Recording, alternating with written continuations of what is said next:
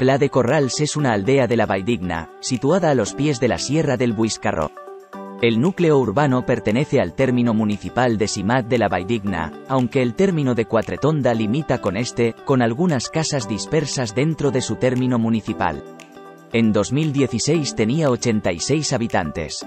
Alrededor del núcleo histórico, han ido apareciendo viviendas dispersas de segunda residencia, muchas de las cuales son utilizadas exclusivamente en época estival. La CV601 une el núcleo de Pla de Corrals con la carretera CV600 Simat de la Valldigna, Xàtiva. Cuenta, además, con diferentes caminos que la conectan con Barxeta, Bars a través de Puigmola, Pinet y Quatretonda, pero el de Bars es el único asfaltado.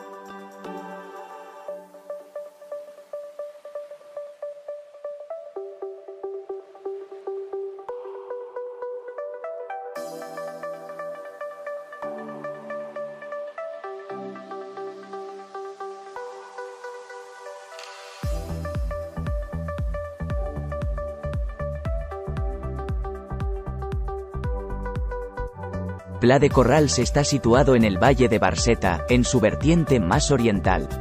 El barranco del Salt, o de la Pedrera, atraviesa el núcleo de este a oeste. Desagua, pocos metros abajo, en el río Barxeta. Pla de Corrals se encuentra salpicado por diferentes barrancos, todos ellos afluentes del río Barxeta. Barranco de la Pitana, Barranco de la Murta, Barranco de los Fangar, Barranco del Llop. Cerca del núcleo, el Buiscarro se muestra esplendoroso y relleno de una vegetación exuberante. Visible desde gran parte de Pla de Corrals, es la imagen más simbólica de la aldea. Cabe destacar la cantera situada en la falda, ya en el término de Quatretonda, y famosa ya desde tiempos romanos por su mármol blanco, que causa un impacto visual significativo sobre la sierra.